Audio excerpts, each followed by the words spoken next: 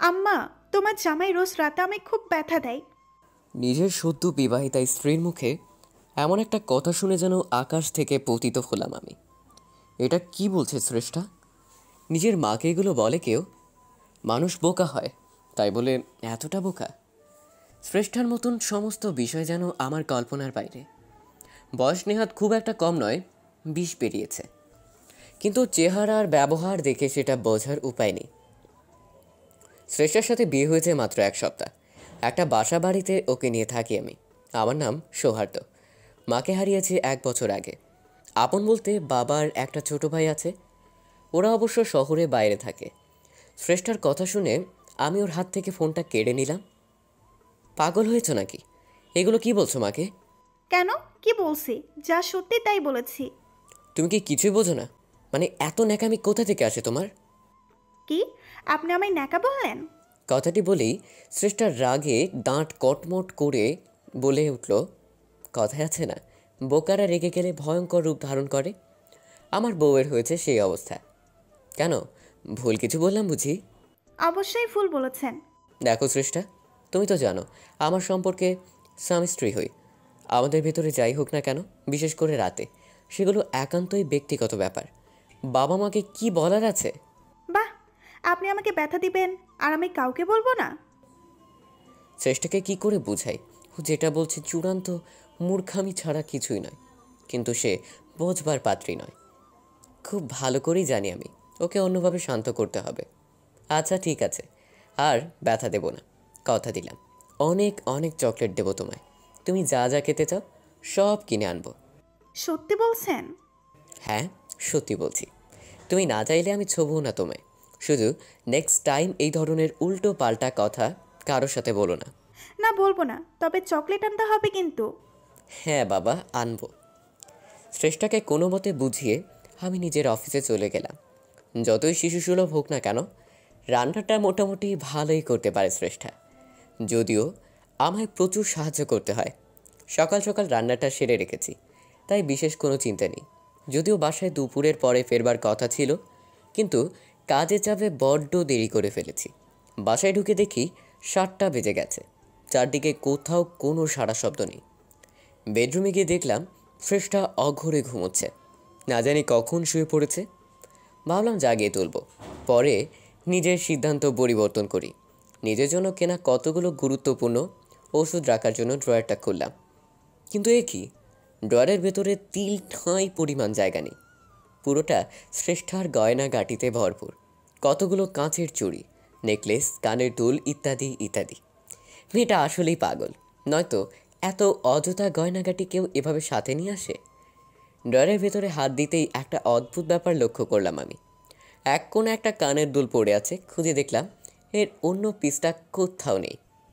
কানের দুলটা দেখে রীতিমতো হাত পা কাঁপতে শুরু করলো আমার। দুলটা হাতে নিয়ে দৌড়ে পাশের রুমে ছুটে গেলাম। আলমারিটা খুলে তার ভেতর থেকে একটা বক্স বের করি। বক্সের ভেতরে একটা কানের দুল। 1 বছর আগে আমি এখানে রেখেছিলাম এটা। দুটো দুল পাশাপাশি রেখে দেখলাম একদম সেম কালেকশন, সেম ডিজাইন, সব কিছু সেম। হায় আল্লাহ, এটা কি দেখছি আমি? পায়ের তলা থেকে যেন মাটি সরে যেতে লাগলো আমার। আজ থেকে 1 বছর আগে আমার মায়ের খুন হয়েছিল, আর সেই খুনি একটা মেয়ে ছিল। অন্ধকারে ধস্তাধস্তির সময়ে যার কান থেকে একটা দুল ছিঁড়ে নিয়েছিলাম আমি। এরপর সেই অজ্ঞাতনামা খুনি আমায় ধোঁকা দিয়ে পালিয়ে যায়। নিজের মায়ের খুনিকে আর খুঁজে পাইনি আমি। আজ দীর্ঘ 1 বছর পরে এই কোন পরীক্ষার মুখোমুখি হলাম আমি? এই কানের দুলটা শ্রেষ্ঠার কাছে এলো কি করে? তবে কি? আহ, কানের দুল জোড়া হাতে নিয়ে বেশ চিন্তিত হয়ে পড়লাম। কি করব বুঝতে পারছি না। হঠাৎ একটা মাথায় এলো আমার কথা। আজ থেকে দীর্ঘ 1 বছর আগে যখন সেই অজ্ঞাতনামা ব্যক্তির সাথে আমার ধস্তাধস্তি হয়, ওর কান থেকে দুলটা কেড়ে নেবার সময় আমার হাতে দুল ছাড়াও আরও একটা জিনিস চলে আসে। সেটা হলো তার রক্ত।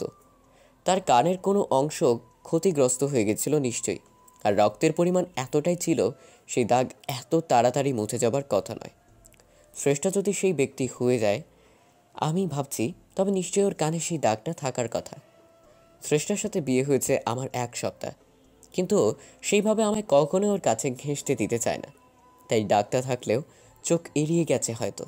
না, আর সময় নষ্ট করা চলবে না। এক্ষুনি ওর কানের দাগটা পরখ করে দেখতে হবে। এই রহস্যের জট না খোলা পর্যন্ত শান্তি নেই আমার। এই ভেবে নিজের রুমের উদ্দেশ্যে পা বাড়ালাম। তার আগে কানের দুলজোড়া কাপড়ে পেঁচিয়ে যথাস্থানে রেখে দিই। বেডরুমে ঢুকে দেখি শ্রেষ্ঠা আপন মনে ঘুমের রাজ্যে বিচরণ করছে।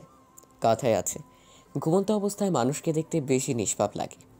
এই মুহূর্তে মনে হচ্ছে শ্রেষ্ঠার থেকে নিষ্পাপ মেয়ে এই পৃথিবীতে কোথাও দেখিনি আমি। ওর মুখের দিকে তাকালে একটা অন্যরকম মমত্ববোধ কাজ করে। আমি কি শুধুই সন্দেহ করছি ওর ওপর? শুধুমাত্র একটা কানের দুল কিছুতেই উপযুক্ত প্রমাণ হতে পারে না। নিজের স্ত্রী হিসেবে শ্রেষ্ঠার প্রতি আমার সন্দেহ আরও হয়তো অমূলক, কিন্তু আমার মনে দুশ্চিন্তা দূর না হওয়া পর্যন্ত যে শান্তি পাচ্ছি না আমি। শ্রেষ্ঠার প্রতি সন্দেহ হোক না হোক, নিজেকে অন্তত ভুল প্রমাণ করার জন্য আমাকে ওর কাছে যেতেই হবে। ওর কানের উপরে কোনো দাগ আছে কিনা আবিষ্কার করতে হবে আমায়। এই ভেবে আমি ধীরে ধীরে বিছানার উপরে উঠলাম। শ্রেষ্ঠার সামান্য শব্দে ঘুম ভেঙে যাবার অভ্যাস আছে, তাই যা করার ধীরে সন্তর্পণে করতে হবে। আরও ঘনিষ্ঠ হতেই হঠাৎ শ্রেষ্ঠার ঘুম ভেঙে গেল। আমি অমনি হকচকিয়ে উঠলাম। নিজেকে বড্ড অপ্রস্তুত মনে হচ্ছে। এতক্ষণে আমায় আদর করার সময় হলো? শ্রেষ্ঠা আমার সাথে সব সময় একটা দূরত্ব বজায় রেখে চলাফেরা করে ঠিক, আমি একটু ভয় পাই, কিন্তু একটা জিনিস আগেই লক্ষ্য করেছি, আমার আদর নেবার জন্য মরিয়া হয়ে ওঠে। আমার বাহ্যিক স্পর্শও বেশ উপভোগ করে। হয়তো শুধু শ্রেষ্ঠা নয়, সব মেয়েদের ক্ষেত্রে এমনটা ঘটে।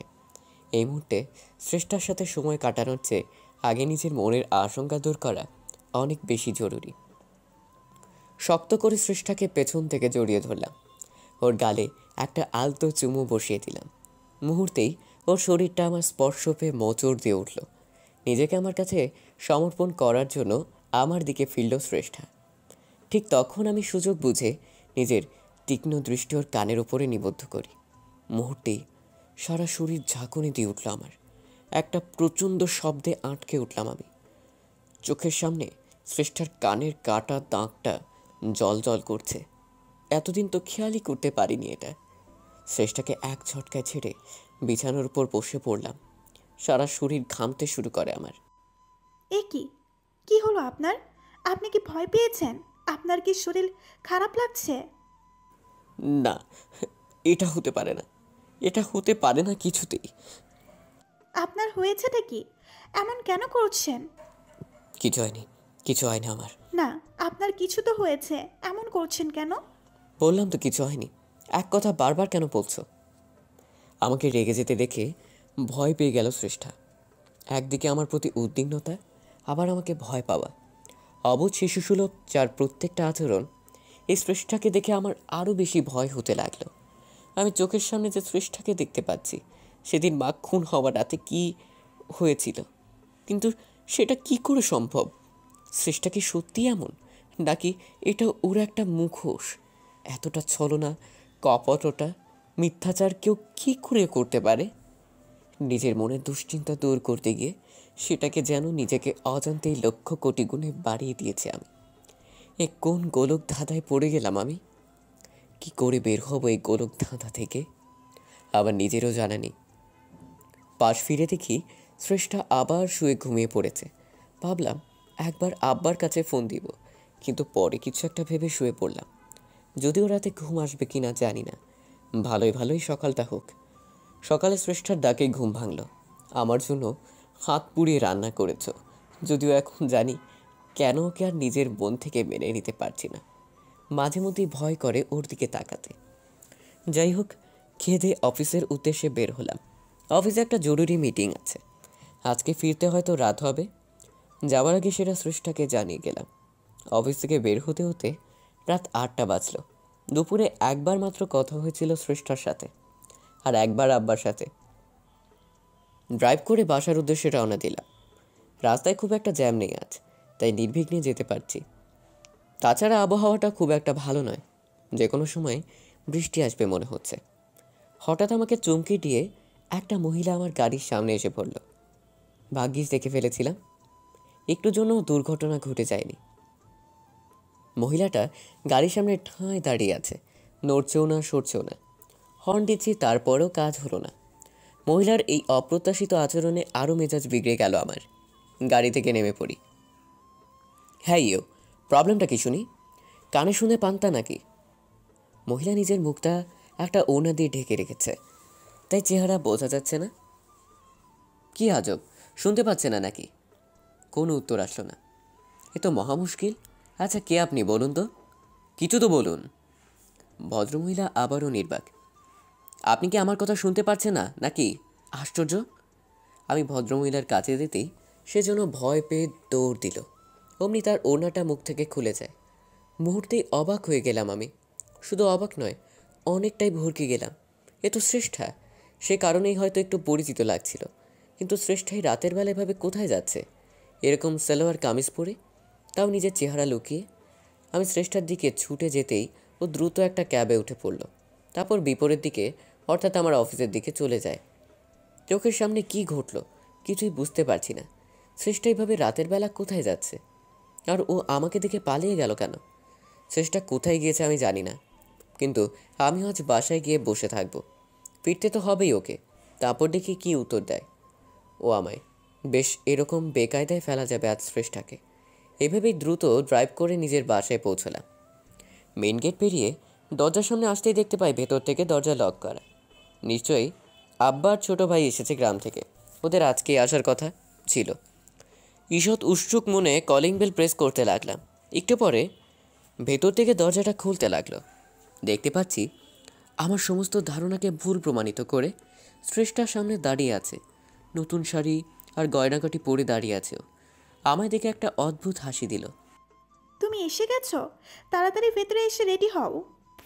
শ্রেষ্ঠাকে এই সময় বাড়িতে, তার উপর এই বেশে দেখে যেন মাথায় বজ্রপাত হলো আমার। মনে হচ্ছে দাঁড়িয়ে দাঁড়িয়ে স্বপ্ন দেখছি আমি। এটা যদি শ্রেষ্ঠা হয়ে থাকে, তাহলে রাস্তায় কাকে দেখলাম আমি? শ্রেষ্ঠাকে এই সময় বাড়িতে, তার উপর এই বেশে দেখে যেন মাথায় বজ্রপাত হলো আমার। মনে হচ্ছে দাঁড়িয়ে দাঁড়িয়ে স্বপ্ন দেখছি আমি।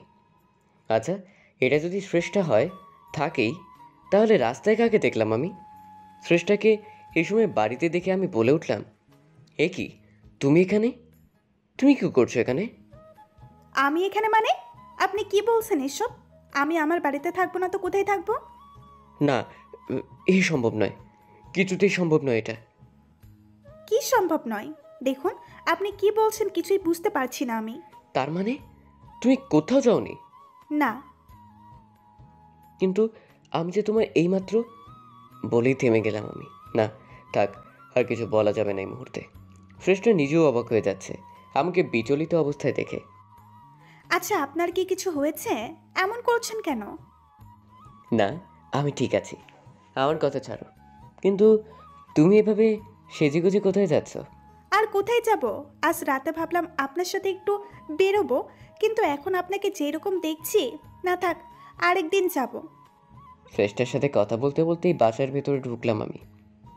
ওর সমস্ত ব্যবহার, আচার আচরণ রীতিমতো অবাক করে দিচ্ছে আমায়। রাস্তায় যে মেয়েটার সাথে দেখা হলো তার কথা মাথা থেকে সরাতে পারছি না কিছুতেই। মেয়েটা এভাবে আমার সামনে কেন এসে পড়লো? কি উদ্দেশ্য ছিল ওর? কিছুই জানি না আমি।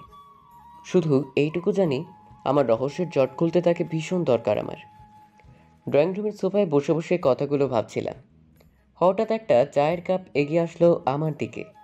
আমি এলাচ দেওয়া চা পছন্দ করি। শ্রেষ্ঠা তাই এলাচ চা তৈরি করে এনেছে আমার জন্য। ও আবার দুধ চা ছাড়া কোনো চা খায় না। আমার সামনে অন্য একটা সোফায় বসে চায়ের কাপটা মুখে নিল শ্রেষ্ঠা। ঠিক তখন আমি একটা প্রশ্ন ছুড়ে দেই ওর দিকে। আচ্ছা, আমার একটা প্রশ্নের উত্তর দেবে শ্রেষ্ঠা? হ্যাঁ, বলুন। তুমি কিছু মনে করবে না তো? না, মনে করব না। আচ্ছা, তোমার কানের উপরে ওই কাটার দাগটা কিসের? আমার কথাটা শোনা মাত্রই যেন অপ্রস্তুত হয়ে পড়ল শ্রেষ্ঠা। চা আটকে যায় ওর গলায়, কেশে পুরো একাকার করে ফেলছে। আমি চায়ের কাপটা রেখে ছুটে ওর কাছে গেলাম। এ কি, কি হলো তোমার? আমি স্পষ্ট দেখতে পাচ্ছি শ্রেষ্ঠা আমার করা প্রশ্নে ভয় পেয়ে গিয়েছে। কোনোভাবে সেটা এড়িয়ে যেতে চাইছে ও। এক গ্লাস জল দিয়ে ওর কাশিটা থামালাম। এখন অনেকটাই স্বাভাবিক লাগছে, কিন্তু আমিও ছেড়ে দেবার পাত্র নই। ওর সামনে আবারও সেই প্রশ্নের পুনরাবৃত্তি করি। কি হলো, বলে না তো, দাগটা কি করে এলো? আমি জানি না, কিচ্ছু জানি না আমি। জানো না? জানো না মানে কি? না মানে মনে নেই আমার। কি বলো, তুমি এত বড় একটা আঘাত পেলে আর সেটা তোমার কি না মনে নেই? অদ্ভুত। বললাম না মনে নেই? তারপরেও কেন একই প্রশ্ন করছেন? রেগে গিয়ে শ্রেষ্ঠা উঠে উপরে রুমের দিকে চলে যায়। আমিও চলে যাবার দিকে তাকিয়ে আছি। কি আশ্চর্য, একটা সামান্য প্রশ্ন করাতে এভাবে রিয়েক্ট কেন করলো জানি না। ও নিশ্চয়ই কিছু একটা লুকোচ্ছে আমার থেকে, যা আমি জানি না। হঠাৎ ফোনটা বেজে উঠল। ভাবনার জগৎ থেকে বেরিয়ে আসে আমি। স্ক্রিনের দিকে তাকাতেই দেখি বাবার ফোন কল। হ্যালো, কেমন আছো বাবা? আমি তো ভালোই আছি। তোরা কেমন আছিস বল? হ্যাঁ, আমরা সবাই ভালো আছি। আচ্ছা, মিছিল কেমন আছে? ও ভালো আছে। শোন একটা কথা, হ্যাঁ বলো। আমরা কাল শহরে আসছি, আমার সাথে মিছিলও আসবে। তোদের কোনো সমস্যা হবে না তো? সমস্যা হবে মানে? কি যে বলো না। তুমি যখন খুশি যাকে খুশি নিয়ে এসো আমার বাসায়। আচ্ছা ঠিক আছে। আর তুই কিছু মনে করিস না, ওটা তো এমনি মজা করে বললাম। হুম, তোমরা যত দ্রুত সম্ভব চলে আসো, তোমাদের পেলে শ্রেষ্ঠাও খুশি হবে। তারপর আরও কিছুক্ষণ বাবার সাথে কথা বলে ফোন রেখে দিলাম। বাবার সাথে কথা বলে বেশ ভালোই লাগলো। বাবার ভাই আসছে অনেক দিন পরে। অবশ্য বিয়েটা আমাদের গ্রামের বাড়িতেই বসেই হয়েছিল। আমাদের বাসায় প্রথম আসছে ওরা। এটা ভেবেই বেশি খুশি লাগছে। কিন্তু সমস্ত ভালো লাগার ভেতরেও যখন শ্রেষ্ঠার রাস্তায় দেখা সেই মহিলার কথা মনে পড়ে, সকল আনন্দ ভালো লাগা নিমিষে বিষাদ আর দুশ্চিন্তায় পরিণত হয়। আমি নিজেও জানি না এই ভয়ঙ্কর দুশ্চিন্তা থেকে কবে বের হতে পারবো। তবে যত দ্রুত সম্ভব আমাকে এই দুশ্চিন্তা থেকে বের হতেই হবে। কোনো মানুষের পক্ষে এত টেনশন বয়ে বেড়ানো সম্ভব নয়, বিশেষ করে আমার পক্ষে তো নয়। পরের দিন বিকেলবেলায় বাসায় বাবার ছোট ভাই চলে আসে। ওরা আসাতেই শ্রেষ্ঠাও বেশ আনন্দিত। আমারও ওদের পেয়ে কিছুটা হলেও দুশ্চিন্তার রাশটা লাঘব হলো। অবশ্য আমি বাবার সাথে শ্রেষ্ঠার সেই মহিলার বিষয়ে আলোচনা করি। বাবা শুনে আমায় ধৈর্য ধরার পরামর্শ দিলেন। তবে উনি নিজেও খানিকটা চিন্তিত হয়ে পড়েন এই নিয়ে। এরপর যখন সন্ধ্যা হয়ে প্রায় 7টা, ছাদে একা একা পায়চারি করছি আমি। একটা অপরিচিত নাম্বার থেকে ফোন আসলো আমার কাছে। আমি রিসিভ করতেই একটা মহিলা কণ্ঠস্বর ভেসে আসলো ওপাশ থেকে। আপনি মিস্টার সৌহার্দ্রজামান? হ্যাঁ, আমি সৌহার্দ্য, বলুন। আপনার জন্য একটা খাস খবর আছে। খবর? কিসের খবর? আর আপনি কে? আমার পরিচয় পরে দিচ্ছি, আগে একটা লোকেশন দিচ্ছি, ওখানে চলে আসুন। লোকেশন? কিসের লোকেশন? আজ থেকে 1 বছর আগে আপনার মা মারা গিয়েছিল না? মানে আপনারা যতদূর জানেন। হ্যাঁ, খুনি মাকে মেরে লাশটা নদীতে ফেলে দেওয়া দিয়েছিল। তারপর এক পর্যায়ে পুলিশ তাকে আর খুঁজে না পেয়ে মৃত ঘোষণা করে দেয়। কিন্তু কি হয়েছে বলুন তো? ঠিক, আপনার মাকে নদীতে ফেলে দেওয়া হয়েছিল, কিন্তু উনি সেদিন মারা যাননি, উনি এখনো বেঁচে আছেন। হোয়াট? কি বলছেন আপনি এটা? মহিলার কথা কিছুতেই নিজের কানকে যেন বিশ্বাস করতে পারছি না আমি। দেখুন, দীর্ঘ 1 বছর পরে কোমা থেকে ফিরলেন উনি। তারপর ওনার মুখ থেকে আপনাদের বিষয়ে বিস্তারিত জানতে পেলাম। আর হ্যাঁ, উনি এটাও জানেন কে তাকে খুন করার চেষ্টা করেছিল এবং কেন। সবটা মনে করতে পেরেছেন উনি। মহিলার কথা শুনে যেন হাত থেকে ফোনটা মেঝেতে পড়ে গেল আমার। যেন একটা প্রচণ্ড ঝাঁকুনি দিয়ে উঠল শরীরটা। মা কি সত্যি বেঁচে আছে? আর সেটা কি না এতগুলো দিন পরে জানতে পারছি আমি? নাকি আমাকে ফাঁদে ফেলার ষড়যন্ত্র করছে কেউ? এই মুহূর্তে কি করা উচিত আমার? না, এ বিষয়ে আগে বাবার সাথে কথা বলতে হবে, তারপর যা করার করব। ফোনটা রেখে ড্রয়িং রুমের দিকে ছুটে গেলাম আমি। আমার মুখ থেকে সবটা শুনে অবাক হয়ে গেল বাবা। কি বলিস কি? তোর মা বেঁচে আছে? কিন্তু কি করে সম্ভব হলো সেটা? হ্যাঁ বাবা, আমি তো অবাক হলাম এটা শুনে। প্রথমে তো বিশ্বাসই করতে পারিনি। আচ্ছা, ফোন যে করেছিল তার কোনো পরিচয় জানতে পেরেছিস কি? না, উনি তো নিজের বিষয়ে কিছুই বললেন না আমায়। কিন্তু জায়গাটা কোথায়, কোন জায়গা থেকে ফোন কলটা এসেছিল? উনি লোকেশনটা পাঠিয়ে দিয়েছেন আমায়। খুব একটা দূরেও নয় এখান থেকে। এই ধরো যেতে 1 ঘন্টা মতো সময় লাগবে। আমাদের কি পুলিশের সাথে এই বিষয়ে আলোচনা করা উচিত? আমি একই কথা ভাবছি। আমরা পুলিশকে বরং আগে জানাই। একটা উড়ো কলের উপর পুরোপুরি বিশ্বাস করা ঠিক হবে না। একদম ঠিক বলেছিস। কিন্তু আমার কি মনে হয় জানিস? কি বলো? আমার মনে হয় কেউ মিথ্যে বলছে না আমাদের। আর দেখ, তোর মাকে নিয়ে কেউ কেন এমন একটা মিথ্যাচার কেন করবে আমাদের সাথে? কি লাভ তাদের? সেটাও ঠিক। তাহলে কি করা উচিত আমাদের? চল আমরা বরং বেরিয়ে পড়ি। সেই রকম পরিস্থিতি হলে আমরা ওইখান থেকেই পুলিশকে ইনফর্ম করতে পারবো। তাহলে এখন কাউকে কিছু জানাবো না? না থাক। ঠিক আছে, তুমি যেটা ভালো মনে করো। বাবার সাথে কথা সেরে নিজের রুমের দিকে পা বাড়ালাম। ঠিক তখন দেখতে পাই শ্রেষ্ঠা দাঁড়িয়ে আছে আমার সামনে। তার মানে ও দাঁড়িয়ে দাঁড়িয়ে সবটা শুনেছিল এতক্ষণ। এ কি, তুমি এখানে? আপনারা কি আলোচনা করছিলেন দুইজন মিলে? কেন, তুমি কিছু শুনতে পাওনি? না, আমি তো এইমাত্র এলাম। আমাদের মা সবার জানা মতে 1 বছর আগে যার খুন হয়েছিল, আজকে হঠাৎ করে কেউ ফোন করে আমাদের ইনফর্ম করলো মা মারা যায়নি, এখনো বেঁচে আছে সে। কি বলেছেন আপনি এটা? তবে এতগুলো দিন কোথায় ছিলেন উনি? আমি লক্ষ্য করছি শ্রেষ্ঠার মুখমণ্ডল জুড়ে ভয়ের ছাপ স্পষ্ট। এমন মনে হচ্ছে মা ফিরে আসার খবর শুনে ভয় পেয়ে গিয়েছে ও। এতগুলো দিন মা কোমায় ছিল, আজকেই জ্ঞান ফিরেছে তার। তো এখন কি করবেন আপনি? কি আর করব, আমি আর বাবা মায়ের কাছেই যাচ্ছি তাকে ফিরিয়ে আনতে। না, যাবেন না, যাবেন না আপনি। যাব না? কিন্তু কেন? আর তুমি আমাকে নিষেধ করছো কেন, সেটাই তো বুঝতে পারছি না। না, কিছু না। ভারী অদ্ভুত তুমি। এতদিন বাদে মাকে ফিরে পেয়েছি আমরা, সেটা জেনেও কিনা হাত পা গুটে ঘরে বসে থাকবো? এটা হয় কখনো? শ্রেষ্ঠার কিছু না বলে বেরিয়ে গেল। আমি অবাক হচ্ছি ওর এই আচরণে। এমন মনে হচ্ছে শ্রেষ্ঠা কিছুতেই চাইছে না মা বাড়িতে ফিরে আসুক। একটা ভয়ে বাসা বেঁধে আছে ওর মনে। মা আসাতে হয়তো রহস্যের জট অনেকটাই কমবে, আর সেদিন রাতের সেই অজ্ঞাতনামা নারীকে খুঁজে বের করতে পারবো আমি। তাই মায়ের ফিরে আসাটা যেমন আমাদের পরিবারের জন্য মঙ্গল, ততটা আমার জন্য। নয়তো এভাবে মনের ভেতরে একটা সন্দেহর বীজ বপন করে শ্রেষ্ঠার সাথে সংসার করাটা অসম্ভব হয়ে পড়বে আমার জন্য। রাত 8টার দিকে আমি আর বাবা বেরিয়ে পড়লাম।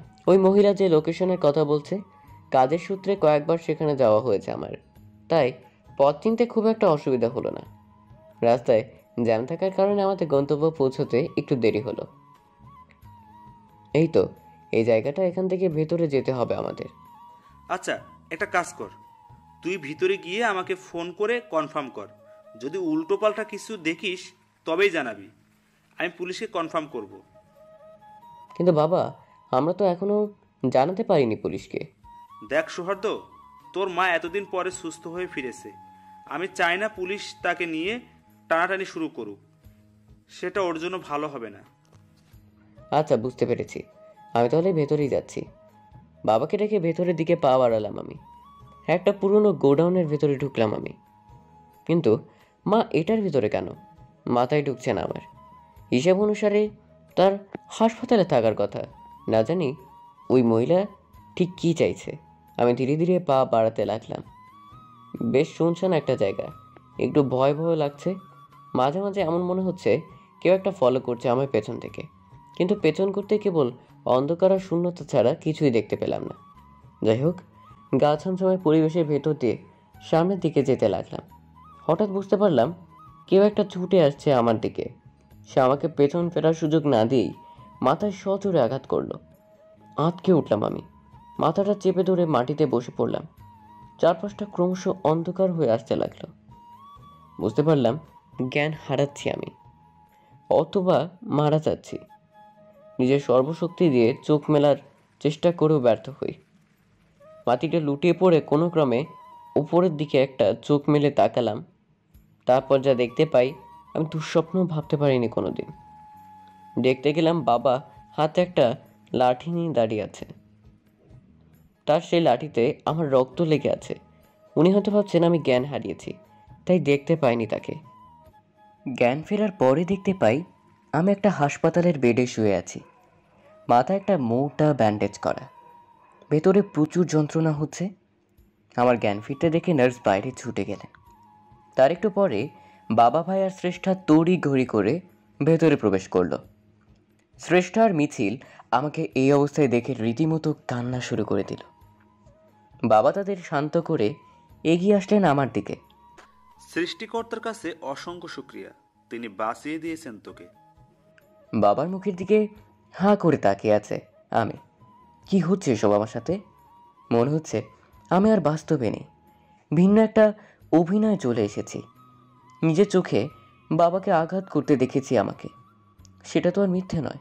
আমি নিশ্চিত বাবা ভুলেও ভাবতে পারছে না আমি দেখে ফেলেছিলাম তাকে।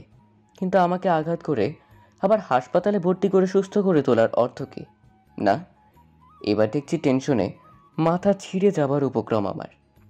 একটু পরেই ভেতরে একটা লোক এসে ঢুকলো, সাথে একজন পুলিশ। পুলিশ আমাকে উদ্দেশ্য করে বলতে লাগলেন, উনি গোডওয়ানের দারোয়ান। গতকাল রাতে উনি যথাসময়ে না আসলে হয়তো বাঁচানো যেত না আপনাকে। উনি আমায় বাঁচিয়েছেন মানে? বুঝলাম না আমি। কেন বাবু? আমি যখন নিজের স্ত্রীর সাথে ফোনে কথা বলতে বলতে বাইরে বের হচ্ছিলাম, তখন হঠাৎ কাউকে গোডাউন থেকে ছুটিয়ে পালিয়ে যেতে দেখলাম। হয়তো আপনাকে দেখে ফেলেছিলেন উনি। তারপর একটু এগিয়ে যেতেই আপনার সেন্সলেস বডি দেখতে পাই। ততক্ষণে লোকটা পালিয়ে যায়, কিন্তু আপনার কথা ভেবে আমি আর পিছু নিলাম না তার। দারোয়ানের কথা শুনে আরো ভয় হতে লাগলো আমার। তার মানে বাবা ইচ্ছে করে বাঁচায়নি আমায়, আমায় খুন করার উদ্দেশ্য ছিল তার। হ্যাঁ, সৃষ্টিকর্তা, এ কোন কঠিন পরিস্থিতির মুখে দাঁড় করালে আমায় তুমি? আমার নিজের বাবা খুন করতে চাইছে আমায়। আমি কি এমন ক্ষতি করেছি তার? বাবা কেন এটা করলো আমার সাথে? তার মানে মায়ের ফিরে আসা, ফোন কল, এসব কিছু বাবার ষড়যন্ত্র ছিল। কিন্তু বাবার এসব করে কী লাভ? কেন সেসব করছে? একটু পরে পুলিশ আর সেই দারোয়ান বেরিয়ে গেল। বাবা আবারও আমার সাথে কথা বলা শুরু করলো। এখন কেমন লাগছে বাবা? শরীরটা ভালো লাগছে তো? এই মুহূর্তে বাবার সাথে কথা বলতেও ঘৃণা হচ্ছে আমার। ভাবতে অবাক লাগছে, ইনি আমার নিজের বাবা, যাকে আমি এতটা সম্মান করি, ভালোবাসি, সে কিনা আমার বিরুদ্ধে এত বড় ষড়যন্ত্র চালাচ্ছে, তাও পেছন থেকে। কিন্তু এই মুহূর্তে কিছুতেই বুঝতে দিলে চলবে না তাকে আমি তার চালাকি ধরতে পেরেছি। যাই হোক, এখন কিছু না জানার ভান করেই থাকতে হবে, নয়তো সত্যটা পর্যন্ত পৌঁছতে পারবো না কোনোদিনও।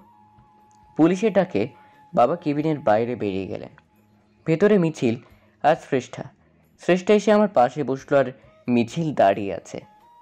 আমি যেতে বারণ করেছিলাম আপনাকে, তারপরেও কেন গেলেন? আমি তো কেবল আমার মাকে উদ্ধার করতে গিয়েছিলাম। আচ্ছা, আপনিই বলুন, মৃত মানুষ ফিরে আসে কখনো? আমার তো শুনেই সন্দেহ হয়েছিল কেউ ফাঁসাতে চাইছে আপনাকে, তাই তখন বারণ করি, কিন্তু আপনি যে আমার কোনো কথা কানে নিলেন না। শ্রেষ্ঠার কথাগুলো সত্যি ভীষণ যৌক্তিক। আমি নিজেও এতটা ডিপলি ভাবিনি, কিন্তু শ্রেষ্ঠাও তো আমার সন্দেহের তালিকার বাইরে নয়। বাবার বিরুদ্ধে প্রমাণ আমি নিজেই, কিন্তু শ্রেষ্ঠা, ওর আসল রূপ কী করে সামনে আনবো আমি? ও কি সত্যি আমার ভালো চায়, নাকি এটা ওর একটা মুখোশ, ঠিক বাবার মতো? এই পৃথিবীতে আমিই বোধহয় একমাত্র হতভাগ্য মানুষ, যাকে কিনা তার জন্মদাতা পিতা খুন করতে চাইছে, যাকে কিনা নিজের স্ত্রীকে প্রতিক্ষণ আর প্রতি মুহূর্তে সন্দেহের চোখে দেখতে হচ্ছে। এই যন্ত্রণাদায়ক জীবনের থেকে মৃত্যু অনেক অনেক শ্রেয়। কিন্তু মায়ের খুনির পরিচয় না জেনে আমার বাবা কেন খুন করতে চাইছে আমায়, এটা না জেনে মোড়েও শান্তি পাবো না আমি। তাই আমাকে যে করেই হোক সমস্ত প্রতিকূলতার সম্মুখীন হতে হবে।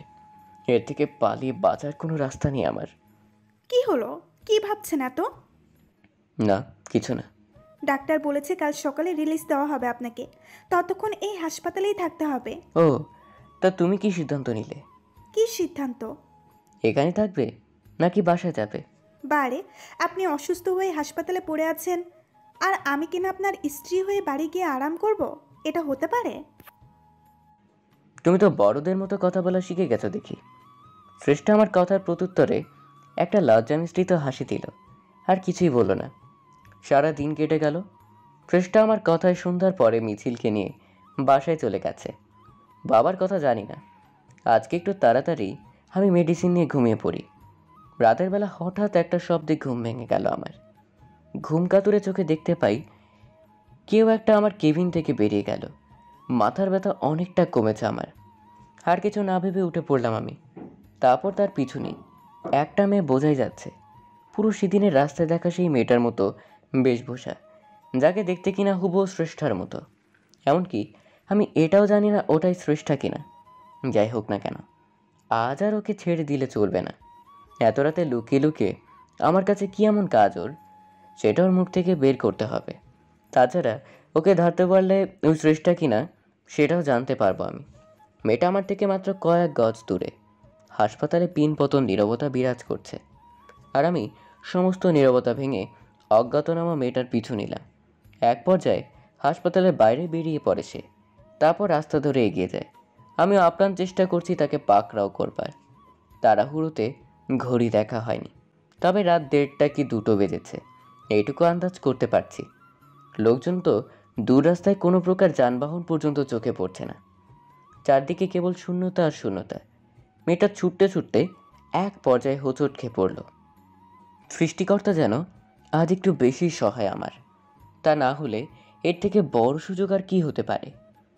সর্বশক্তি দিয়ে ছুটে যাই আমি। সে উঠে পা বাড়াতে না বাড়াতে হাতটা খপ করে ধরে ফেললাম আমি। তারপর ওর মুখ থেকে ওড়নার পর্দাটা সরিয়ে নিলাম। যা অনুমান করেছিলাম তাই। রাস্তায় দেখাও সেই মেয়েটা, নিজের সামনে যেন সৃষ্টাকেই দেখেছি আমি। মেয়েটা নিজেকে ছাড়িয়ে পালিয়ে যেতে চাইছে, কিন্তু আমার হাত থেকে নিজেকে মুক্ত করা যে এত সহজ নয় তার জন্য। কোথায় পালাচ্ছ? তোমার সব খেলা শেষ, ধরে ফেলেছি তোমায় আমি। তাকে উদ্দেশ্য করে বলে উঠলাম আমি। ছাড়ুন আমায় বলছি, ভালো হচ্ছে না একদম। ভালো হচ্ছে না মানে? রাতের বেলা একটা অপরিচিত মানুষের কাছে লুকিয়ে লুকিয়ে যাওয়াটা কি খুব কাজ মনে হয় তোমার কাছে? আমায় ছেড়ে দিন, দয়া করে ছাড়ুন আমায়। ছাড়বো না, আজ তো কিছুতেই ছাড়ছি না তোমায়। সেদিন তো পালিয়ে বেঁচেছিলে, আজ কে বাঁচাবে তোমায়? আপনার কোনো ধারণাও নেই আমার সম্পর্কে। জানেন কি করতে পারি আমি? কে তুমি? কেন আমার সাথে লুকোচুরি খেলা খেলছো? কি চাও তুমি? জানতে চান কি চাই আমি? হ্যাঁ, জানতে চাই, আর জানতে চাই বলেই ছুটে এলাম আমি। ঠিক আছে, আমি বলবো, তার আগে হাতটা ছাড়ুন। আর তুমি ছুটে পালাও, তাই না? তোমার বুদ্ধির জবাব নেই সত্যি। না, আমি পালাবো না। যদি জানার এতই ইচ্ছা থাকে একবার হাতটা ছেড়ে দেখুন। একদম চালাকি করার চেষ্টা করো না। না, করবো না চালাকি। অগত্যা মেয়েটার হাতটা ছেড়ে দিলাম আমি। এমনিতেই আমার আওতার ভেতরে আছে সে, তাই পালাতে চাইলেও এত সহজে পালাতে পারবে না সে। মেয়েটা তার বুকের ভেতরে হাতটা ঢুকিয়ে দিল, কিছু একটা বের করতে চাইছে মনে হচ্ছে। হেই, তুমি এটা কি করছো? কি বের করছো এটা? ভয় পাবেন না, প্রমাণ বের করছি। আপনি জানতে চেয়েছিলেন না আমি কে? এই বলেই মেয়েটা আমাকে অবাক করে দিয়ে ওর বুকের ভেতর থেকে একটা পিস্তল বের করে। আমি যেন পুরো বোকা বনে গেলাম তার সামনে। না, তুমি এটা করতে পারো না। এভাবে ধোঁকা দিলে আমায় তুমি। ছি, আমি বিশ্বাস করেছিলাম তোমায়। চুপ থাকো, একদম চুপ থাকো। তোমার মুখে বিশ্বাস আর অবিশ্বাসের কথা মানায় না। আর ভেবো না আমি ছেড়ে দেব তোমায়। এক এক করে সব কিছু শোধ তুলব। মেয়েটা কি বলছে এসব? আমার উপর এত কি রাগর? আর কিসের শোধ তোলার কথা বলছে ও? আমার মাথায় ঢুকছে না কিছুই। তুমি কি বলছো এসব? যা বলছো ভেবে বলছো তো? আমি তোমায় চিনি না, জানি না, কিসের শোধ তুলতে চাইছো তুমি আমার উপরে? নাকি তুমি আমার পরিচিত কেউ? আচ্ছা, তুমি শ্রেষ্ঠ নাও তো? প্রশ্নগুলো শেষ করতে না করতেই আমাদের পাশ দিয়ে একটা ট্যাক্সি এসে দাঁড়ালো। মেয়েটা আমার দিকে পিস্তলটা টাক করে রেখেই গাড়িতে গিয়ে উঠল। ভারী শিয়ানা মেয়ে সে। আমি তার পিছু করেছি এটা খেয়াল করে পালানোর বন্দোবস্ত ভালোভাবেই করে ফেলেছিল। এভাবে আমাকে মৃত্যুর সামনে দাঁড় করিয়ে এক পর্যায়ে পালিয়ে যায় মেয়েটা। আমার হাঁ করে তাকিয়ে সেই দৃশ্য দেখা ছাড়া কোনো উপায় ছিল না। তবে যাই হোক না কেন, এই মেয়েটা কিছুতেই শ্রেষ্ঠা হতে পারে না, এটা আমি নিশ্চিত। শ্রেষ্ঠা এতটা ধুরন্ধর প্রকৃতির কখনোই নয়। তাছাড়া চেহারায় মিল থাকলেও দুজনের আচার ব্যবহার আকাশ পাতাল ব্যবধান। পরক্ষণে বাবার কথা মাথায় আসে আমার। আমি তো ছোটবেলা থেকেই তাকে একজন ফেরেশতার চোখে দেখে এসেছি। সেই মানুষটা যদি আমার সাথে এমন একটা জঘন্য কাজ করতে পারে, তার ভেতরে যদি এমন একটা পশু সত্তা লুকিয়ে থাকতে পারে, তবে শ্রেষ্ঠার ভেতরে কেন নয়? আমি জানি না এই মেয়েটা শ্রেষ্ঠা নাকি অন্য কেউ, তবে সে যেই হোক না কেন বাবার সাথে তার নিশ্চয়ই কোনো যোগাযোগ আছে, এটা অনেকটা নিশ্চিত আমি।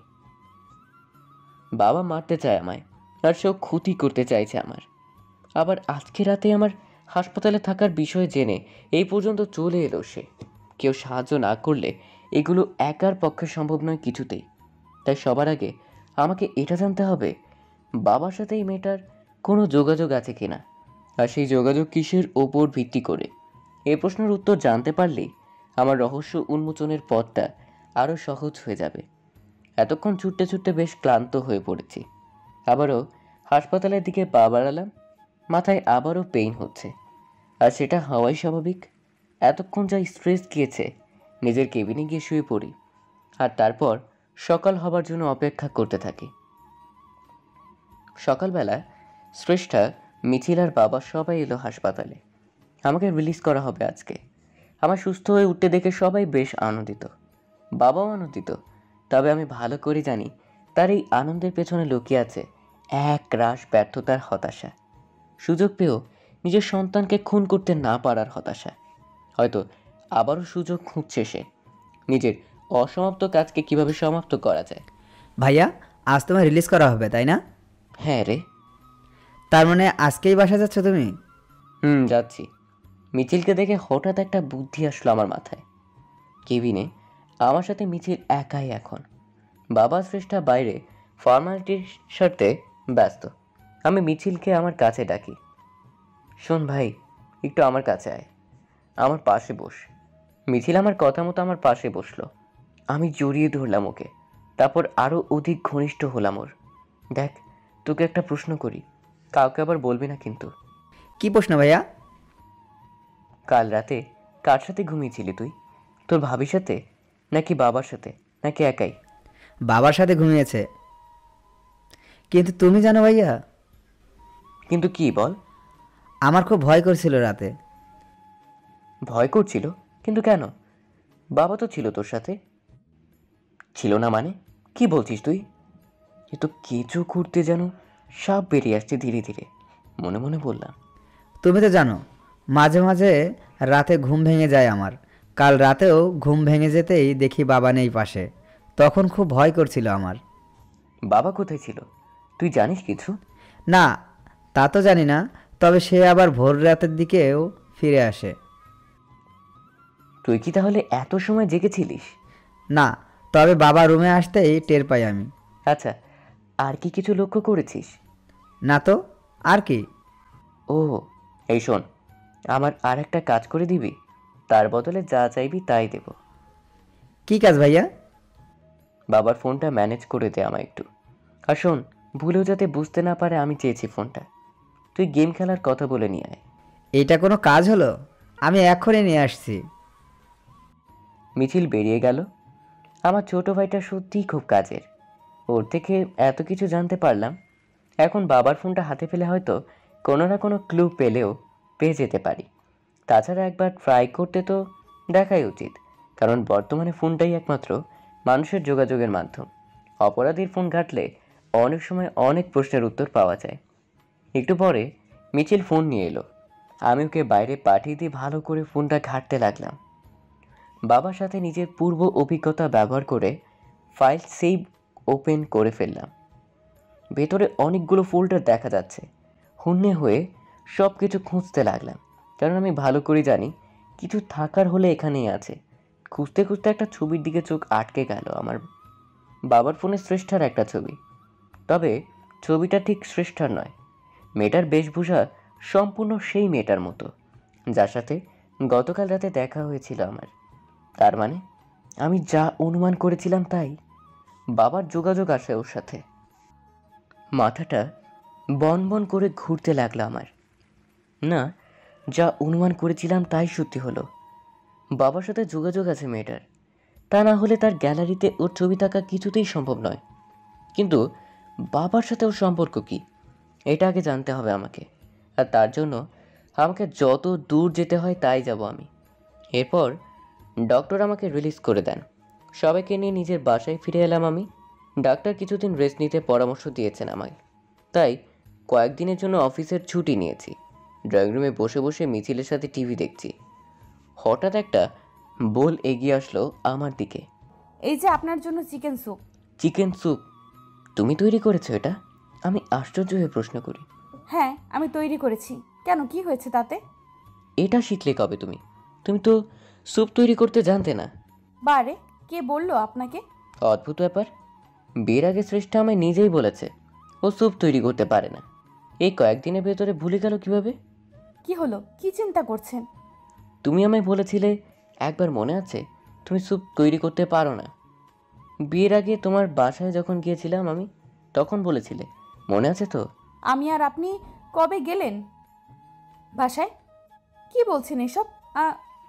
এই পর্যন্ত বলেই থেমে গেল শ্রেষ্ঠা।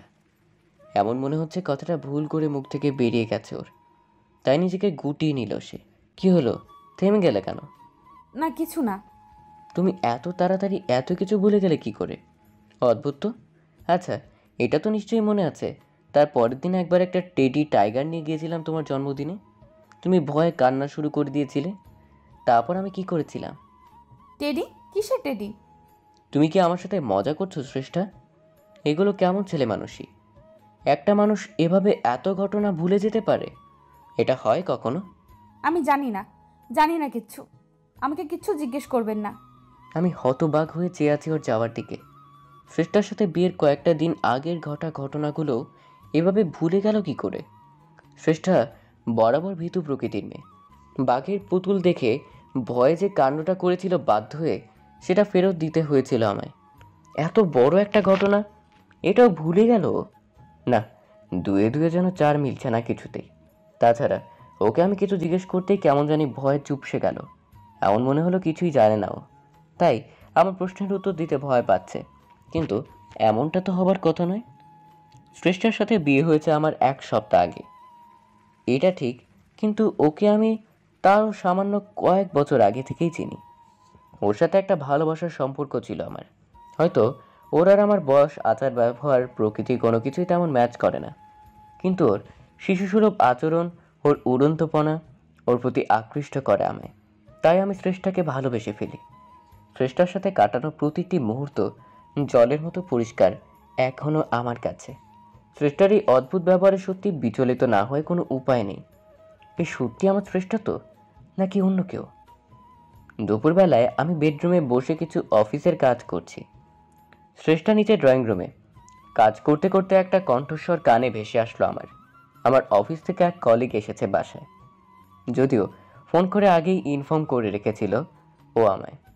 এমন পরিস্থিতি কাজটা ফেলে দিতেও পারছি না। ও কি বলছে সেটা শোনার চেষ্টা করছি।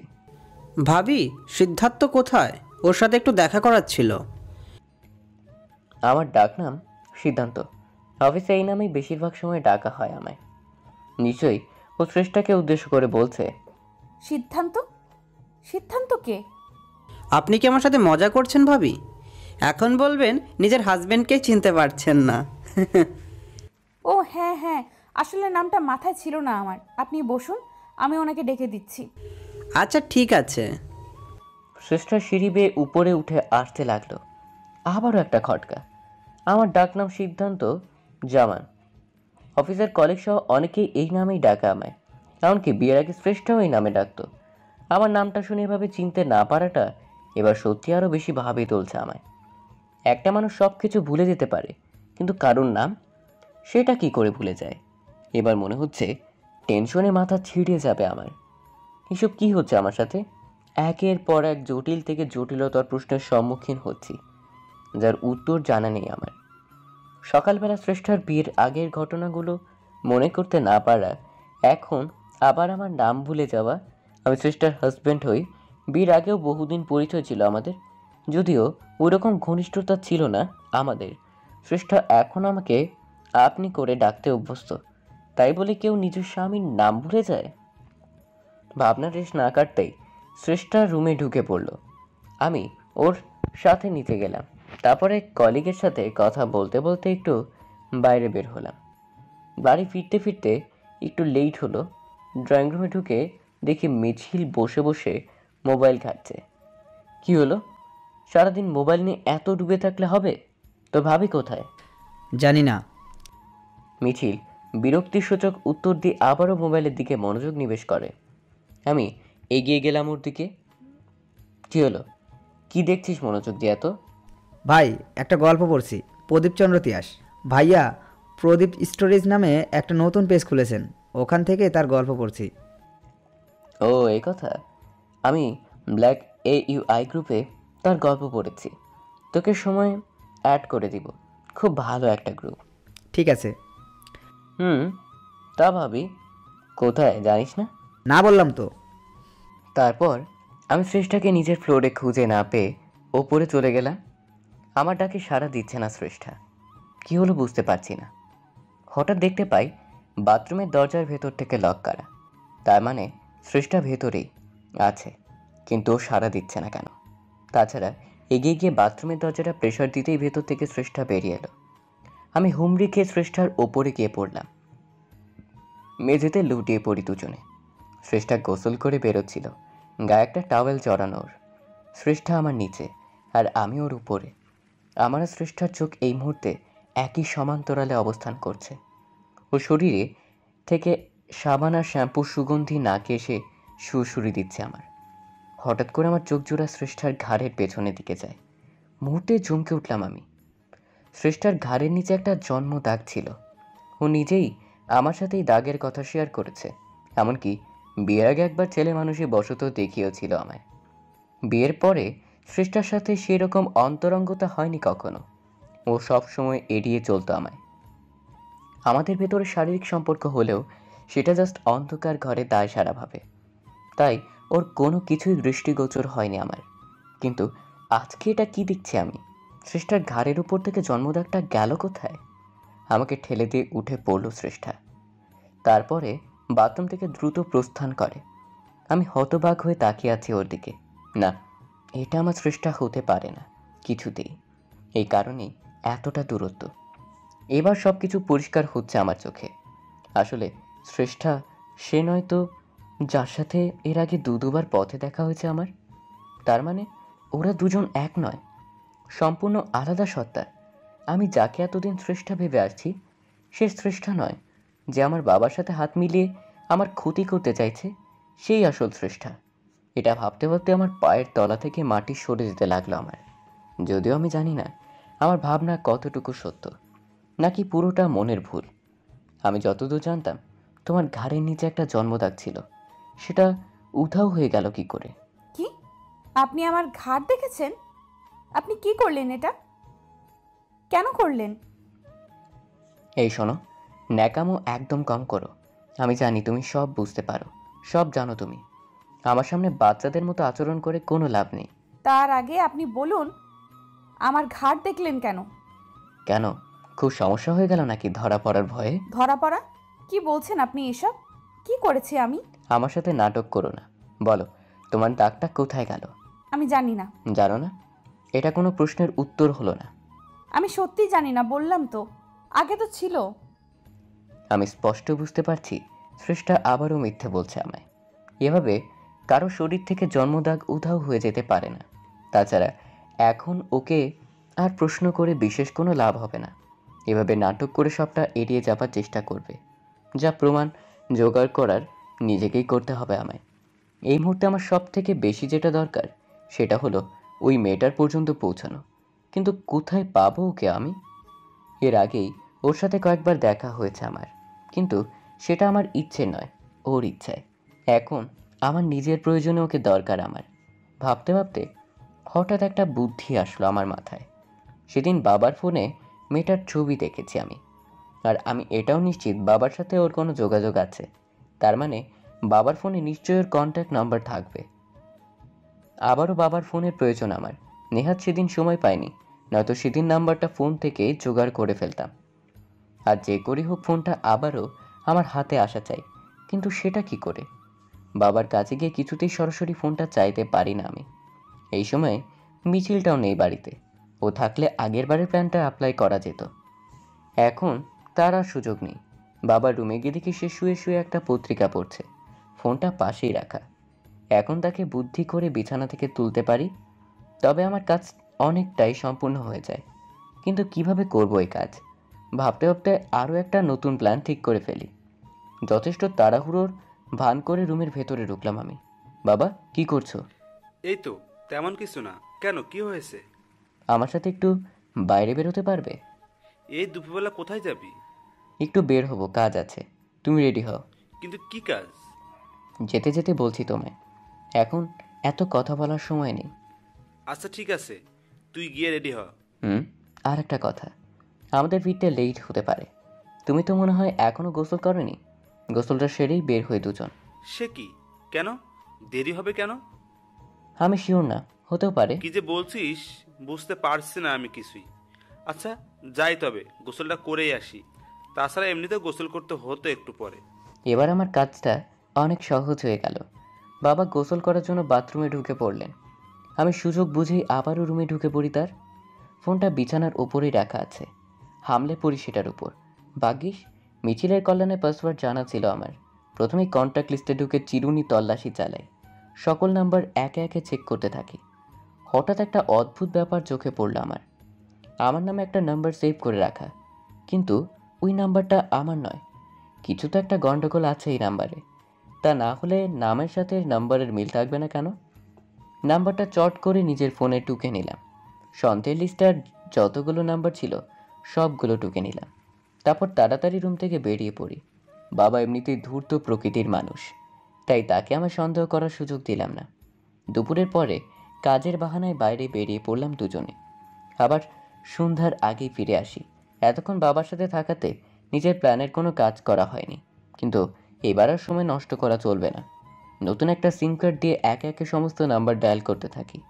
যদিও আমি নিজের কণ্ঠস্বর শুনতে দেইনি কাউকে, শুধুমাত্র ওপাশের কণ্ঠস্বর শুনে আইডেন্টিফাই করতে থাকি। এর ভিতরে নারী কণ্ঠস্বর কারোরই ছিল না। এরপর কিছুক্ষণ পরে একটা নাম্বার কানেক্ট হতেই ওপাশ থেকে নারী কণ্ঠ ভেসে আসে। হুবহু সেই মেয়েটার কণ্ঠ। ওর গলার আওয়াজের সাথে কিছুটা হলেও আমি পরিচিত, তাই চিনতে দেরি হলো না। আমি এখন কথা বললেই চিনে ফেলবেও আমায়, তাই কলটা দ্রুত কেটে দিলাম। তারপর একটা মেসেজ করি, আমি সৌহার্দের বাবা, আজ রাত 10টায় দেখা করতে চাই তোমার সাথে, জরুরি কথা আছে। লোকেশন? আমার ফোনটা সৌহার্দের কাছে, তাই বাধ্য হয়ে নাম্বার দিয়ে মেসেজ দিলাম। এখন কথা বলার সুযোগ নেই। আর হ্যাঁ, ভুলেও কিন্তু আমার নাম্বারে কল দিতে চেও না, তবে দুজনেই ধরা পড়ে যাব, ঠিক আছে? মেসেজটা সেন্ড করে দিলাম। এবার শুধু রাত 10টার অপেক্ষা। সন্ধ্যার পরে বাবাকে নজরে নজরে রেখেছি, যাতে সেই মেয়েটার সাথে যোগাযোগ করার সুযোগ না পায়। কারণ আজকে ওর সাথে বাবার একবার কথা হলে আমার সব খেলা শেষ। রাত 10টার আগে নির্দিষ্ট গন্তব্যে গিয়ে উপস্থিত হলাম। একটু পরে মেয়েটাও এলো। যথারীতি মুখ ওড়না দিয়ে ঢেকে রেখেছে। এমনিতেই চেনার উপায় নেই। আমি ওকে একটা রুমের ভেতরে ডাকি, সেখানেই দেখা করার কথা ছিল। সে এসে রুমে ঢুকতেই দরজা বন্ধ করে দিই আমি। আমাকে দেখে বেশ ঘাবড়ে গেল সে। সবাইকে যে ধোঁকা দিয়ে বেড়ায়, আজকে তার সাথে এত বড় একটা গেম খেলবে কেউ নিজেও বুঝে উঠতে পারেনি। আমি মাস্ক, কালো চশমা আর কোট পরিহিত এক প্রকার ছদ্মবেশ নিয়ে আসাতে চিনতে পারছেন আমায়। তবে আমি যে সৌহার্দের বাবা নই এইটুকু বুঝতে পেরেছে। এ কি কে আপনি? আপনি আমায় এখানে ডেকেছেন কেন? আপনি তো সুহাদ্দের বাবা নন। আমি আর কথা বলার সুযোগ না দিয়ে ওর পেছন থেকে মুখটা চেপে ধরি। একটা মেয়ের সাথে, যার সাথে এমন আপত্তিকর আচরণ করতে হচ্ছে, আসলে আমার জন্য বিষয়টা আরও বেশি দুঃখজনক। কিন্তু এই মুহূর্তে এছাড়া কোনো অপশন নেই আমার কাছে। একবার এই মেয়েটার শরীরে যদি দাগটা আইডেন্টিফাই করতে পারি, আমার ধারণা ভুল প্রমাণ হলে ক্ষমা চেয়ে নেব তার কাছে, তাতে সে যত বড় অন্যায় করুক না কেন আমার সাথে। মেয়েটার ঘাট থেকে কাপড়টা নামাতেই মুহূর্তেই চমকে উঠি আমি, কারণ আমার চোখের সামনে সেই জন্মদাগটা জল করছে। তার শ্রেষ্ঠার শরীরের ওপর দেখেছিলাম আমি, হুবহু সেই একই জায়গা, সেই একই দাগ। তার মানে এই আসল শ্রেষ্ঠা। তাহলে আমার বাড়িতে যে আছে সে কে? তার শ্রেষ্ঠা সেজে থাকার উদ্দেশ্য কি? আর বাচ্চা সুলভ সেই সহজ সরল শ্রেষ্ঠারই বা হঠাৎ করে এমন পরিবর্তন হলো কি করে? আমি ধরে ফেলেছি তোমায়, তুমিই আমার শ্রেষ্ঠা। কে আপনি? আপনার কণ্ঠস্বর পরিচিত লাগছে আমার। আমি কে দেখতে চাও? তবে দেখে নাও। এই বলে মুখ থেকে মাস্কার চশমাটা খুলে ফেললাম। নিজের সামনে আমাকে দেখেই চমকে উঠে শ্রেষ্ঠা। আমায় ভাবে এখন দেখতে পাওয়া ওর কাছে বিনা মেঘে বজ্রপাতের মতো। শ্রেষ্ঠা বেরিয়ে যাবার জন্য পা বাড়ালো, ঠিক তখন আমি ওকে নিজের দিকে টেনে নিই। তারপর ওকে মুখোমুখিভাবে জড়িয়ে ধরি। কি হচ্ছে এগুলো? ছাড়ুন আমায়। আর আমি শ্রেষ্ঠা নয়। তুমি আর আমাকে ফাঁকি দিতে পারবে না। আমি জানি তুমিই শ্রেষ্ঠা। না, আমি শ্রেষ্ঠা নয়। তাহলে কে তুমি? আমি আমি প্রকৃতি। আমি বুঝতে পারলাম শ্রেষ্ঠা আবারও মিথ্যে বলছে। মিথ্যে কথা। তুমি প্রকৃতি নও, তুমি শ্রেষ্ঠা, আমার শ্রেষ্ঠা, যাকে আমি নিজের প্রাণের থেকেও ভালোবাসতাম একসময়, এখনও বাসি। মাথা খারাপ হয়ে গেছে আপনার? কি বলছেন এগুলো? আমার মাথা এখনও ঠিক আছে। আমি তোমায় এখনও ভালোবাসি শ্রেষ্ঠা। আমার সেই সহজ সরল বোকা শান্তশিষ্ট শ্রেষ্ঠাকে আজও ভালোবাসি। কিন্তু একটা কথা বলো, তুমি হঠাৎ এরকম হিংস্র হয়ে গেলে কি করে? তুমি তো এমন ছিলে না। আমার বাবার সাথে কি এমন সম্পর্ক তোমার? আর একটা কথা, আমার মাকে কে খুন করেছে তুমি জানো নিশ্চয়ই। আপনার অযথা প্রলাপ শোনার সময় আমার কাছে নেই, ছাড়ুন বলছি। না, ছাড়বো না। আজ তোমাকে সত্যিটা বলতেই হবে। বললাম তো আমি আপনার শ্রেষ্ঠ নই। তাই নাকি? আমার চোখের দিকে তাকিয়ে বলো তো। শ্রেষ্ঠা আমার চোখের দিকে তাকাতে সাহস পাচ্ছে না। আমি এগিয়ে যাই ওর দিকে। ও ঠোঁটের কাছে নিজের ঠোঁট জোড়া এগিয়ে নিয়ে যায়। শ্রেষ্ঠা ভীষণ ইতস্তত করছে। কি হলো? এখন আমার স্পর্শ ভীষণ খারাপ লাগছে তোমার, তাই না? অথচ একসময় আমায় চোখে দেখতে না পেলে বাচ্চাদের মতো কান্না করতে তুমি। ভুলে গেলে সব? তোমার তো বিয়ে ঠিক হয়েছিল আমার সাথে। তাহলে তারপরে কি এমন হলো তুমি আমার থেকে আলাদা হয়ে গেলে কি করে? তুমি আমার ক্ষতি কেন করতে যাচ্ছ? আমার উপর কিসের এত রাগ তোমার? আমি স্পষ্ট লক্ষ্য করছি শ্রেষ্ঠার চোখ জলে ছলছল করছে। একটু পরেই জলের ধারা গড়িয়ে পড়বে চোখ বেয়ে। কিছু বুঝে ওঠার আগেই আমার একটা ধাক্কা মেরে ফেলে দিল শ্রেষ্ঠা। তারপর এগিয়ে এসে আমার দিকে। ক্ষতি? কিসের ক্ষতি? আমি তো শেষ করে দেব তোমায়, প্রাণ নিয়ে নেব তোমার থেকে। আমি কি ক্ষতি করেছি তোমার শ্রেষ্ঠা? আমায় একবার ওই নামে ডাকবে না। এই নাম মুখে নেবার যোগ্যতা হারিয়ে ফেলেছো তুমি। ঠিক আছে, তুমি আমায় মারতে চাও তো মারো, যা খুশি করো। দয়া করে তার আগে এইটুকু বলো, তুমি কেন করছো এগুলো? আমার উপর কিসের প্রতিশোধ নিতে চাইছো তুমি? এটা না জেনে আমি যে মরেও শান্তি পাবো না। আর আমার মাকে কে খুন করেছে? আমি বাধ্য নই তোমার এত প্রশ্নের উত্তর দিতে।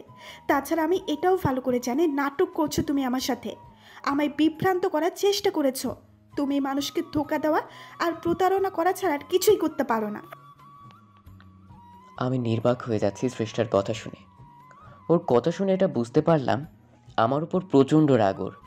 আর শুধু রাগ নয়, সেই রাগের সাথে মিশে আছে এক রাশ ঘৃণা।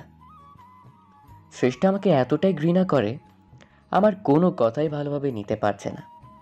ওর মুখ থেকে এই ঘৃণার কারণ আর আমার প্রতি জমে থাকা ঘৃণা সরাতে না পারলে ওকে আর আমার প্রতি জমে থাকা ঘৃণা পুরো ভয়ঙ্কর একটা রূপ ধারণ করেছে শ্রেষ্ঠার। আমার ভাবতেও অবাক লাগছে, এই সেই শ্রেষ্ঠা যে কিনা একদিন একটা সামান্য বাঘের পুতুল দেখে কেঁদে দিয়েছিল, আজ সে নিজেই বাঘের থেকেও ভয়ঙ্কর হয়ে উঠেছে। শ্রেষ্ঠা আবারও ওড়নাটা জড়িয়ে রুম থেকে বেরিয়ে গেল। আমি বাধা দিলাম না ওকে, কারণ সেটা একদম ঠিক কাজ হতো না। একবার ভাবলাম রুম থেকে বেরিয়ে শ্রেষ্ঠাকে ফলো করব, ও ঠিক কোথায় যাচ্ছে, কিন্তু আমাকে সেই সুযোগ না দিয়ে ভিড়ের মধ্যে হারিয়ে গেল শ্রেষ্ঠা। ঘড়ির দিকে তাকিয়ে দেখি রাত 11টা বেজে গেছে। এখন বাড়ি ফিরতে হবে। যদিও ওটা এখন আর বাড়ি মনে হয় না নিজের কাছে। ওই বাড়িতে একজন আমায় প্রতিনিয়ত খুন করার চেষ্টা করে যাচ্ছে, আর একজন দিনের পর দিন একটা ভিন্ন মানুষের মুখোশ পরে ঠকিয়ে যাচ্ছে আমায়। মিছিল নেহাত বাচ্চা মানুষ, ও এসবের কিছুই বোঝে না। না হলে হয়তো ও অন্য কোনো নতুন ষড়যন্ত্রে সামিল হতো। এটা ভাবতেও এতটুকু কষ্ট বা দ্বিধা হচ্ছে না আমার। একটা ট্যাক্সি করে বাসার উদ্দেশ্যে রওনা হলাম। রাস্তায় তেমন একটা জ্যাম নেই, যেতে খুব একটা সময় লাগার কথা নয়। কিন্তু আজকে মনে মনে একটা ভীষণ প্রতিজ্ঞা করে ফেললাম আমি। আর সেটা হলো, যে করেই হোক নকল শ্রেষ্ঠার আসল পরিচয় খুঁজে বের করতে হবে। আর সেটা ওর মুখ থেকেই। ও এমনিতে স্বীকার করতে চাইবে না আমি জানি, কিন্তু এমন কিছু করতে হবে যাতে ও নিজের খোলস ছেড়ে বেরিয়ে আসতে বাধ্য হয়। প্রয়োজন পড়লে জোর করতে হবে ওকে, বল প্রয়োগ করতে হবে। আমার আসল উদ্দেশ্য ওর মুখ থেকে সত্যটা স্বীকার করানো।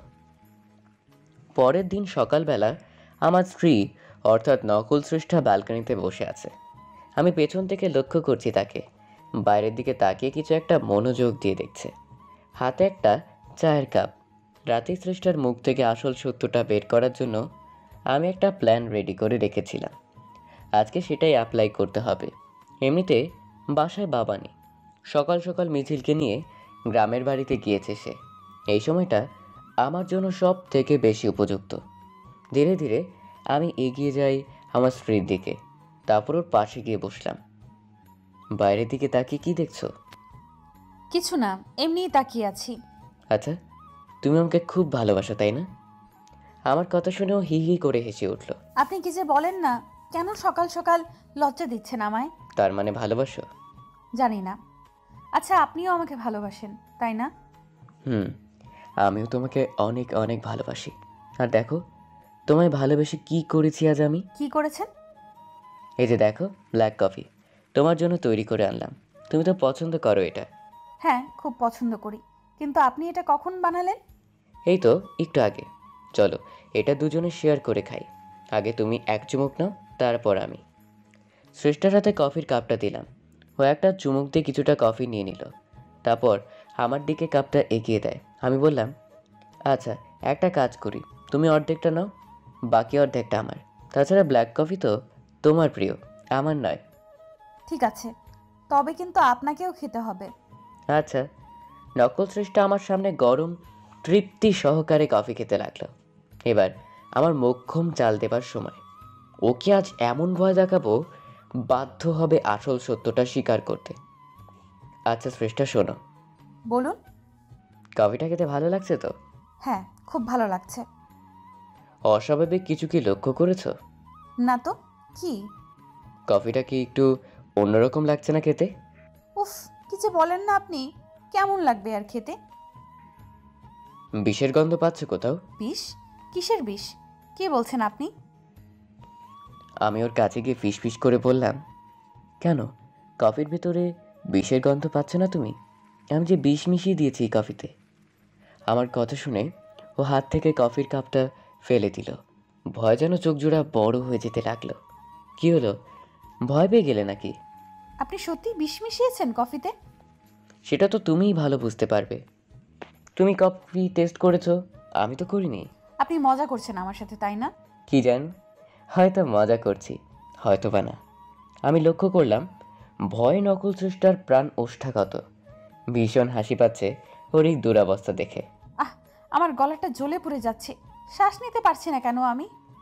নকল স্রেষ্টা ধরে নিয়েছে কফিতে বিষ মিশিয়েছি আমি, তাই ওর অন্তরের ভয় ওকে সত্যিকারের বিষের উপলব্ধি করাচ্ছে, যেমনটা আমরা কোনো বিষয় নিয়ে অতিরিক্ত ভয় পেলে করি।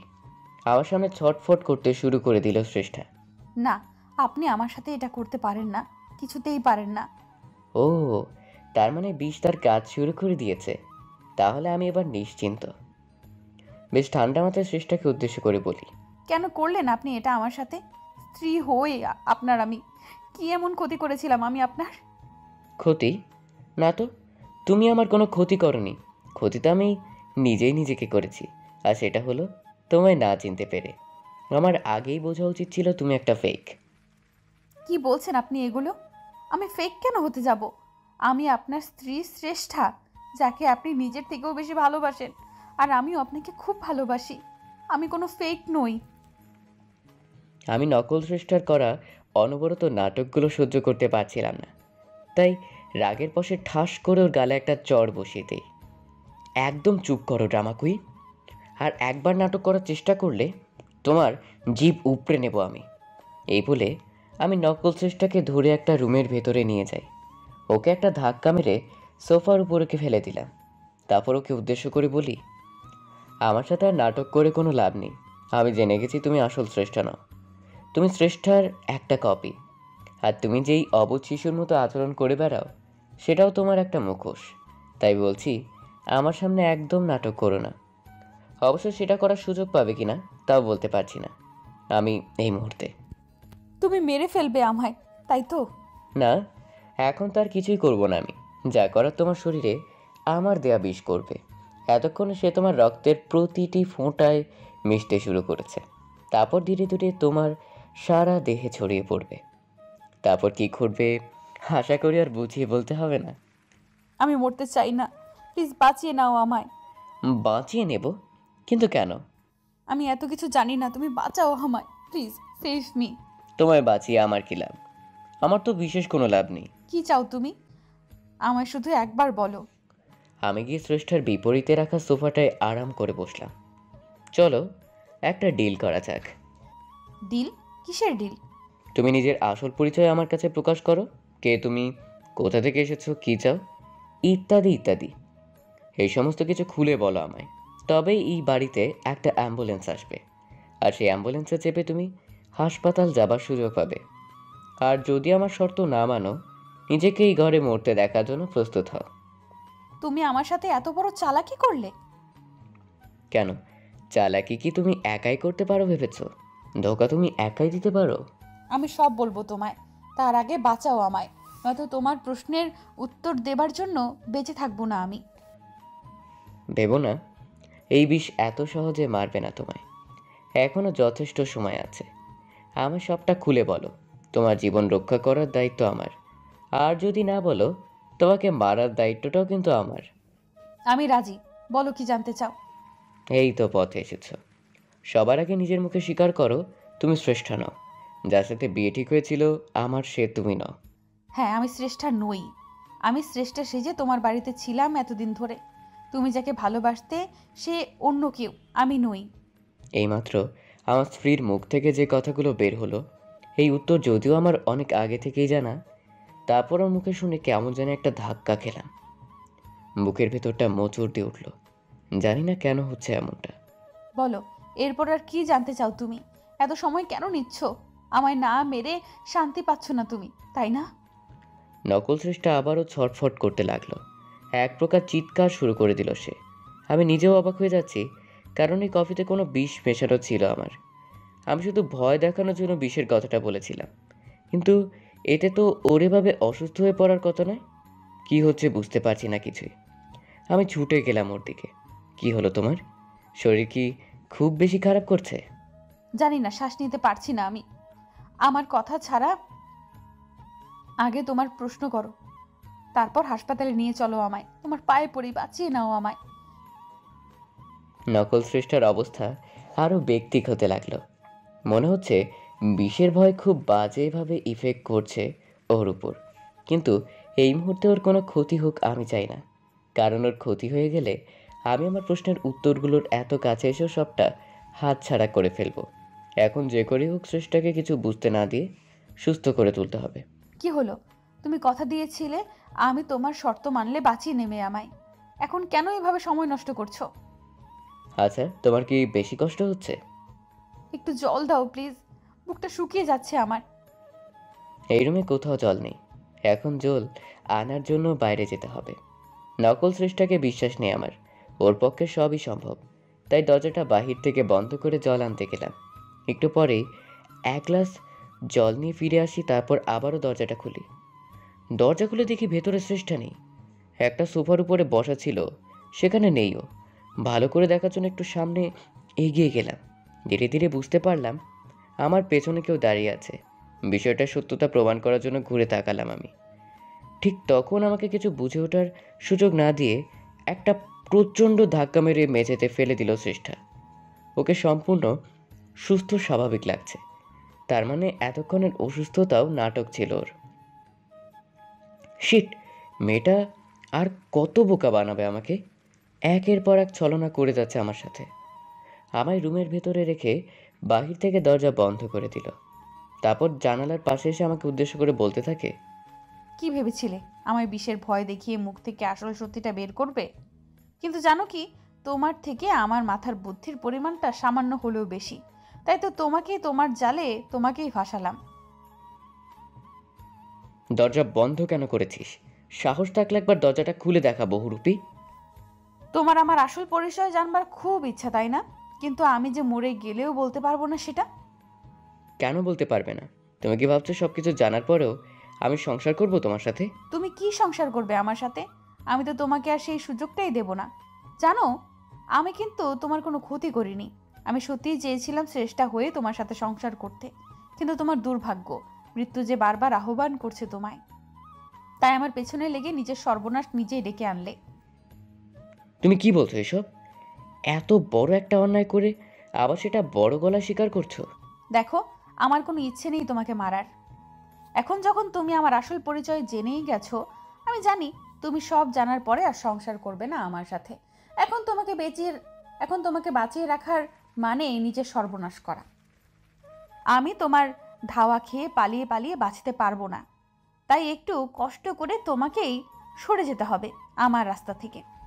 মানে কি করতে চাইছো তুমি? কি আর করব, আমার হাতে যে দিয়াশলাই বক্সটা দেখতে পাচ্ছ আর এই কেরোসিন বটলটা, একটু পরে এই ঘরে দাউ দাউ করে আগুন জ্বলে উঠবে, আর সেই আগুনে পুড়ে নকল শ্রেষ্ঠার কথা শুনে ভয় গলা শুকিয়ে যেতে লাগলো আমার।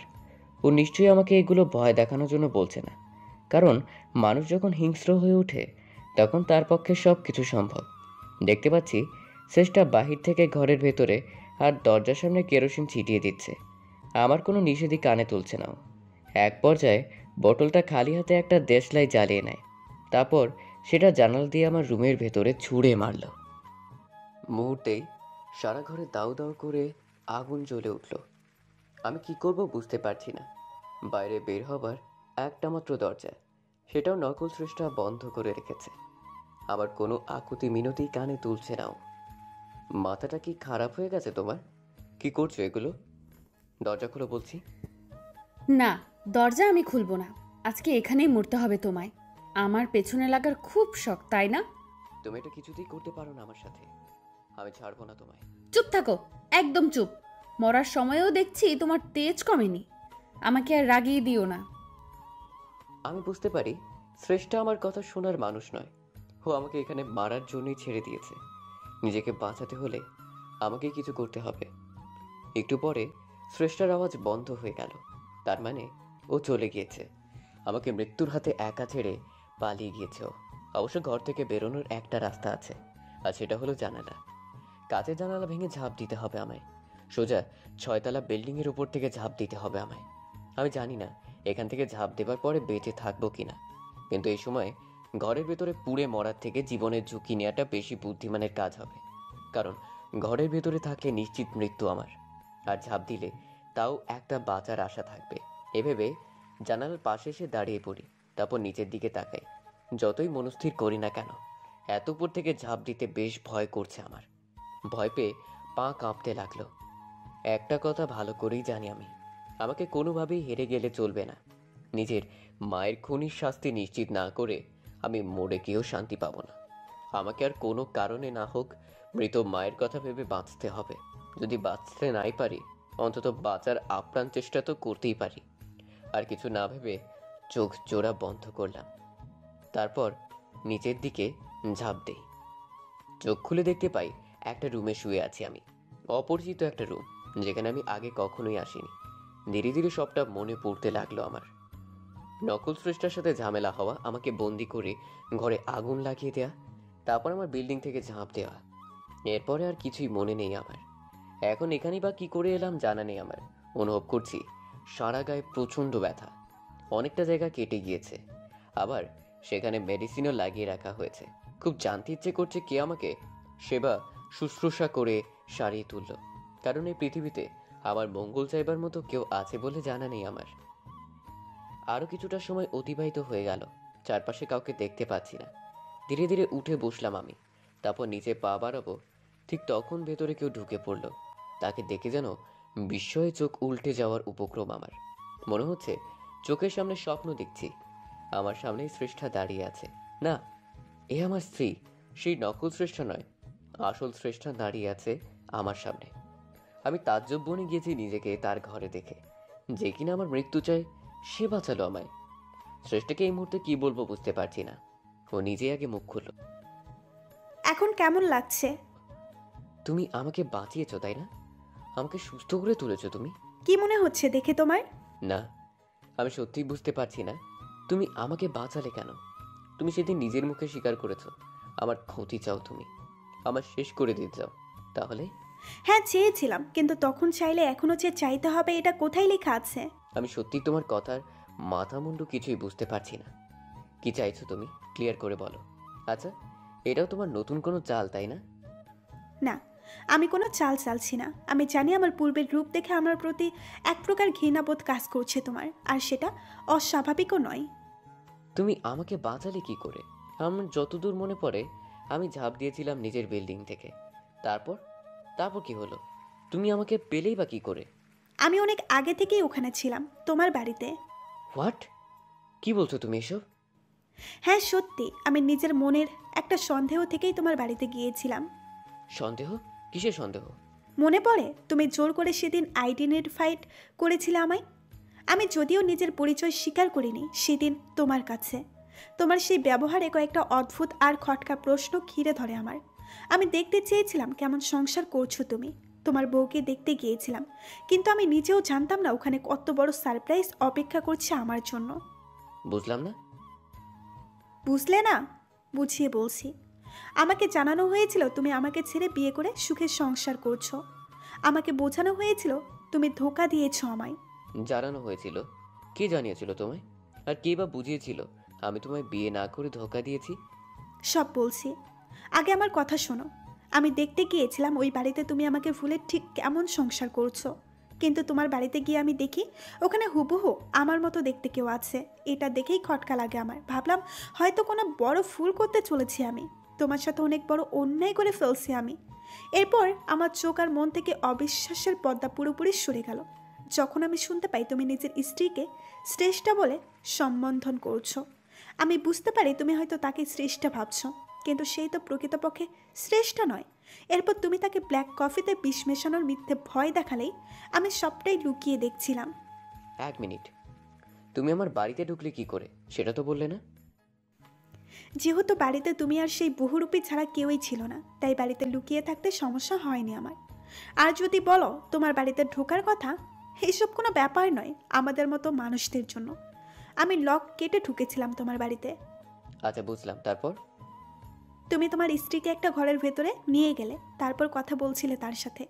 যদিও বাহির থেকে সব কথা শুনতে পাই না, আমি যতটুকু শুনতে পেরেছি, আমি এতটুকু বুঝেছি তুমি আমার সাথে কোনো প্রতারণা করনি। প্রতারণা করা হয়েছিল তোমার সাথে, আর আমাকে একটা চরম ভুল আর মিথ্যের জালে জড়িয়ে দেওয়া হয়েছিল। এক পর্যায়ে তোমার স্ত্রী ঘরের ভেতরে দরজা বন্ধ করে আগুন লাগিয়ে দেয়, যাতে সে সবার অগোচরে তোমাকে খুন করতে পারে। কিন্তু আমি সেটা কি করে হতে দিতে পারি? তোমার স্ত্রী চলে যাবার পরে যখন ভাবলাম তোমাকে বাঁচাবো আমি, কিন্তু তুমি আমাকে সেই সুযোগ না দিয়ে জানালা ভেঙে ঝাঁপ দিলে। আমি এটা দেখে দ্রুত নিচে চলে যাই, তারপর তোমাকে সেভ করি। ভাগ্যিস তুমি একটা বড় ডাস্ট গ্রুপের উপর পড়েছিলে, তাই তেমন বড় কোনো ক্ষতি হয়নি তোমার। আমি সবাইকে বুঝিয়ে তোমায় অজ্ঞান অবস্থায় হসপিটালে নিয়ে যাই, তারপর সেখান থেকে আমার বাড়িতে। শ্রেষ্ঠার কথাগুলো শুনে সবটা পরিষ্কার না হলেও এইটুকু বুঝতে পারলাম ও ইচ্ছে করে এমন খারাপ পথে আসেনি। আমার প্রতি ওর আক্রোশের অন্য কারো হাত নয়। আর শুধু হাত নয়, সে এমন কিছু করেছিল যাতে শ্রেষ্ঠা আরও বেশি হিংস্র হয়ে ওঠে। হিতাহিত জ্ঞান শূন্য করে দেওয়া হয়েছিল শ্রেষ্ঠাকে। তুমি তো এত কিছুই বললে, এখন পর্যন্ত এটা বললে না আমার প্রতি তোমার মনে বিষ কে ভরেছে, কে ভুল বুঝিয়েছে তোমায়? শুনতে চাও তার নাম? অবশ্য তুমি হয়তো আন্দাজ করতে পারছো। খুব একটা অবাক হবে না শুনলে, কারণ সে আর কেউ নয়, তোমার নিজের বাবা। তোমার বাবার জন্যই আজ আমার এই দুর্দশা। তবে আমি নিজেও বুঝতে পারি না, সে তো তোমার নিজের বাবা, তাহলে তোমাকে শেষ করে কি লাভ তার? কোনো বাবা নিজের সন্তানের সাথে এটা দুঃস্বপ্নেও করতে পারে? এই প্রশ্নের উত্তর আমার মাথায় ঘুরপাক খাচ্ছে সবসময়ের জন্য শ্রেষ্ঠা। আর আমি এটাও জানি এতটা পথ পর্যন্ত যখন আসতে পেরেছি, বাকি পথটাও ঠিক পার করতে পারবো। কিন্তু তুমি আমায় এটা বলো, তোমার সাথে তো বিয়ে ঠিক হয়েছিল আমার, তাহলে তুমি আমার থেকে দূরে সরে গেলে কি করে? আর আমাদের মাঝখানে তৃতীয় ব্যক্তি হয়ে এই নকল শ্রেষ্ঠা চলে আসলো কি করে? তোমার এত প্রশ্নের উত্তর তো আমি নিজেও জানি না, তবে আমি যতটুকু জানি তাই বলছি। আমাদের যেদিন বিয়ে হবার কথা ছিল, দিনটা ছিল শুক্রবার, তখন বিকেল। আমাদের বিয়ে সন্ধ্যাবেলা। আমি পার্লারে যাই সাজগোজ করার জন্য। ওখানে সাজগোজ করতে বেশ খানিকটা সময় লেগে গেল আমার। তুমি বারবার ফোন করছিলে আমায়, আমি যাতে যত দ্রুত সম্ভব চলে আসি। এর কিছুক্ষণ পর তোমার আরও একটা ফোন কল আসে। কি গো, কি হয়েছে তোমার? না, আর একটু লেট হবে। হ্যাঁ, একটা কাজ করো, তুমি বরং আরাম করে সাজতে থাকো, তারপর সকালের দিকে আসলেও চলবে। এতটা তাড়াহুড়ো কেন করছেন? এই তো হয়ে যাবে একটু পরে। তাছাড়া এখন হাতেও অনেকটা সময় আছে। আচ্ছা, তুমি তাড়াতাড়ি কাজ ছেড়ে নিচে এসে দাঁড়াও। আমি আমার একজন পরিচিত লোক পাঠিয়ে দিচ্ছি, উনি ড্রাইভ করে নিয়ে আসবে তোমায়। ঠিক আছে? আমিও তোমার কথা অনুসারে তাড়াতাড়ি নিচের কাজ সেরে গ্রাউন্ড ফ্লোরে নামি। গ্রাউন্ড ফ্লোরে নেমেই একটা গাড়ি দেখতে পাই। গাড়ির সামনে ড্রাইভার দাঁড়িয়েছিল। আমাকে দেখে সে একটা মুচকি হাসি দিল। আমি খানিকটা অবাকের সাথে বিব্রত হই। আপনি মিস শ্রেষ্ঠা, তাই তো? হ্যাঁ, কিন্তু আপনি আমায় চিনলেন কি করে? সৌহার্দ্য স্যারের ফোনে আপনার ফটো দেখেছি, উনিই পাঠিয়েছেন আমায় আপনাকে নিয়ে যেতে। ও আচ্ছা, আপনি সেই ড্রাইভার, তাই তো? জি ম্যাডাম। কিন্তু ভাই, আপনি এত তাড়াতাড়ি চলে আসলেন কি করে? উনি তো এইমাত্র ফোন করেই জানালেন আমায় লোক পাঠিয়ে দিচ্ছেন, কিন্তু আপনাকে দেখে মনে হচ্ছে আপনি অনেকক্ষণ ধরে আছেন এখানে। অ্যাকচুয়ালি ম্যাম, রাস্তায় জ্যাম নেই খুব একটা, তাই দ্রুত ড্রাইভ করে আসতে পেরেছি। আপনি চাইলে আমি স্যারের কাছে ফোন দিয়ে কনফার্ম করছি আপনাকে। না না, তার আর কোনো দরকার নেই। ঠিক আছে, চলুন, আমি গাড়িতে উঠছি। তারপর কি হলো? এরপর লোকটার গাড়িতে উঠি আমি এমনিতেই শহরের সব জায়গা খুব একটা চিনতাম না। উনি আমাকে শর্টকাটের কথা বলে অন্য একটা রাস্তায় ধরেন, তারপর এগোতে থাকেন। এরপর চলতে চলতে লোকটা হঠাৎ করে গাড়িটা থামিয়ে ফেলল। কি হলো ভাইয়া, গাড়ি থামালেন কেন? ম্যাম, এখানে স্যারের এক রিলেটিভ অপেক্ষা করছে আমাদের জন্য। স্যার নিজেই আসার সময় ওনাকে আমাদের সঙ্গে তুলে নিতে বলেছেন। আপনি চাইলে স্যারকে জিজ্ঞেস করে দেখতে পারেন। ঠিক আছে, আমি কথা বলছি। তারপর? তারপর একটা অপরিচিত লোক এসে গাড়িতে উঠলো। আমার পাশের সিটেই বসলো সে। আমি খানিকটা ইতস্তত বোধ করি। লোকটা গাড়িতে ওঠার সময় বেশ ভালো ব্যবহার করে আমার সাথে, কিন্তু গাড়ির ভেতরে আসার পরে তার স্বভাব প্রকৃতি যেন পাল্টে গেছে একেবারে। তার মতিগতি একদম ভালো লাগছিল না আমার। একবার ভাবলাম ফোন করে তোমায় জিজ্ঞেস করব। এমনিতে তখন প্রায় সন্ধ্যা হয়ে এসেছে, এমনিতেই অনেকটা লেট করে ফেলছিলাম। আমি ফোনটা হাতে নিয়ে নম্বর ডায়াল করতে যাব, ঠিক তখনই লোকটা আমার থেকে ফোনটা টান মেরে কেড়ে নিল। এ কি হলো? আপনি আমার ফোনটা নিয়ে নিলেন কেন? আমায় আমার হবু হাজবেন্ডের সাথে কথা বলতে হবে। হবু হাজবেন্ড? কিসের হবু হাজবেন্ড? একদম চুপ থাকো। এই বলে লোকটা নিমিষেই জোরপূর্বক আমার মুখ আর হাত বেঁধে ফেললো। তারপর সিটের উপরে শুয়ে দিল আমায়। আমি না পারছিলাম নড়াচড়া করতে, না কথা বলতে। বুঝতে পারি গাড়ির ড্রাইভার আমাকে তোমার বাড়িতে নয়, অন্য কোথাও নিয়ে যাচ্ছে, আর সেটা কোনো জঙ্গলের রাস্তা। তখন পুরোপুরি অন্ধকার নেমে এসেছে। এক পর্যায়ে তারা একটা বাংলোর সামনে গাড়িটা থামে। আমাকে গাড়ি থেকে নামানো হলো, তারপর বাংলোর ভেতরে নিয়ে যাওয়া হয়। পুরো বাংলোটা একদম খালি পড়ে আছে, ভেতরে কোনো লোকজন নেই। একটা রুমের ভেতরে নিয়ে যাওয়া হলো আমায়। তারপর লোকটা আমার মুখের বাঁধনটা খুলে দিল। তারপর সে আমার সামনে হাঁটু গেড়ে বসলো।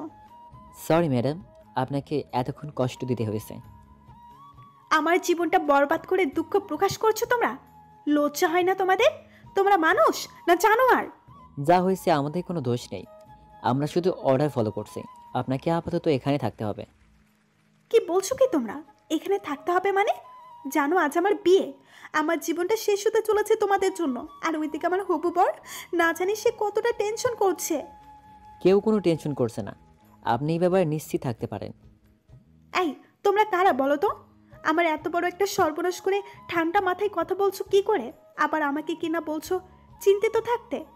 তোমরা কেউ আমার হবু বরকে চেনো না। ও জানতে পারলে কিন্তু তোমাদের পালানোর কোনো রাস্তা থাকবে না। ভালোই ভালোই আমাকে ছেড়ে দাও বলছি। আমার কথা ভাবতে হবে না, নিজেদের ভালোর কথা ভেবে অন্তত ছেড়ে দাও। সেটা সম্ভব নয় কিছুতেই। প্লিজ এমনটা করো না আমার সাথে। ওইদিকে আমার হবু বর ওয়েট করছে আমার জন্য। না, কেউ ওয়েট করছে না। মানে কি বলতে চাইছো তোমরা?